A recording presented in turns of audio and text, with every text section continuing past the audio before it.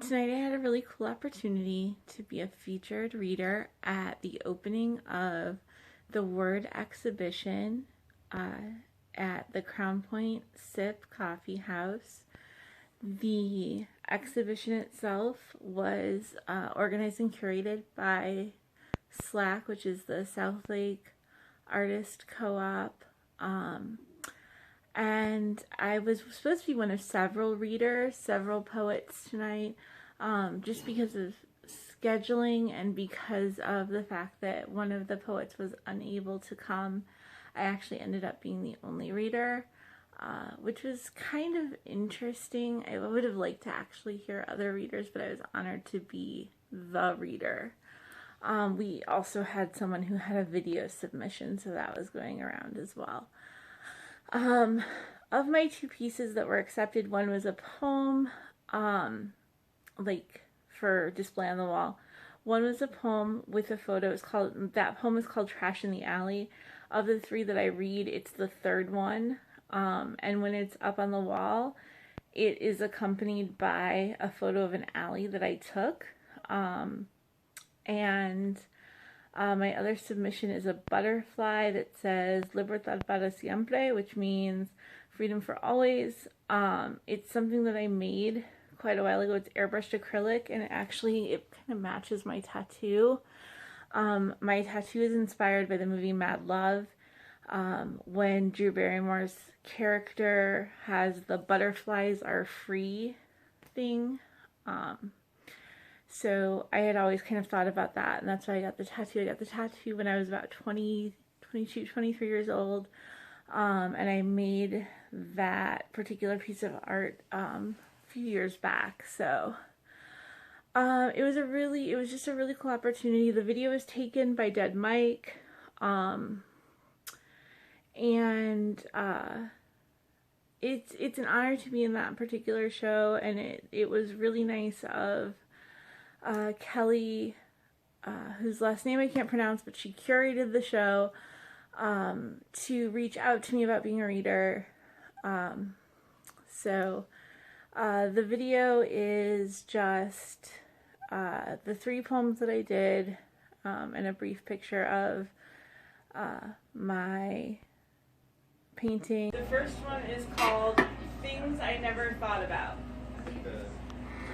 I never thought about my bucket list, filling lines on paper, drops into a gallon jug, on too few nights in too few cities. I never thought about where I'd choose, west or south. I'd choose both.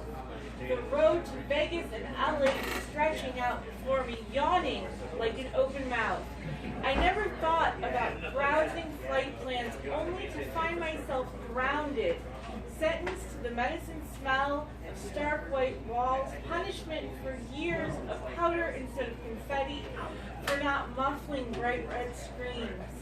I never thought about closing my eyes as sleep came in through tubes, hoping to open them, waiting to see a familiar face instead of wishing for still, sweet nothingness. But darkness is still darkness, whether desired or detested.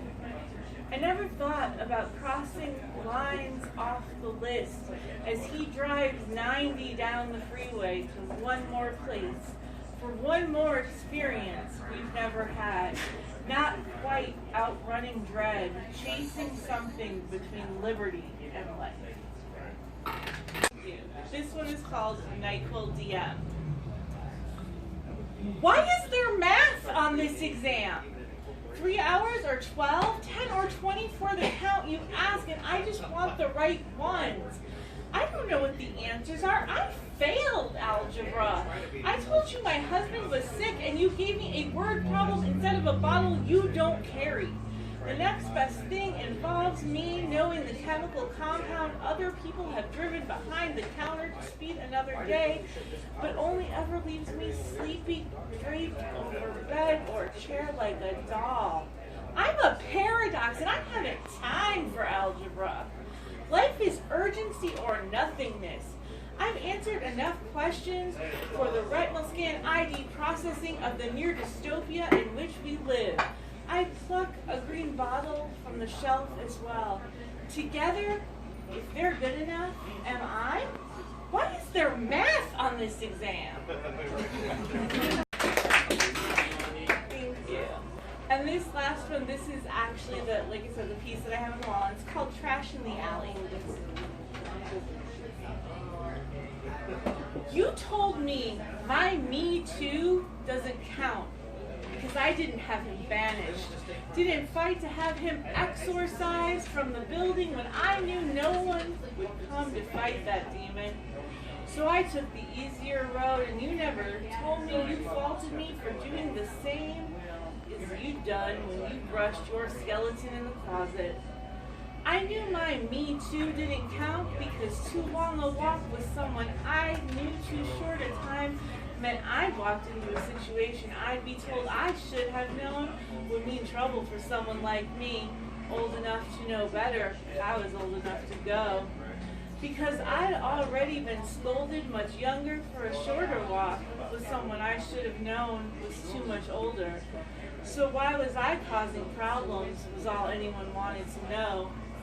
Me, I learned I must be doing something wrong. Too much unwanted attention must be drawn from bad decisions about makeup or skirt length. Waking up alone in the wrong places doesn't Me Too eventually become I was. No one wants a package opened and returned too many times to discount shelves.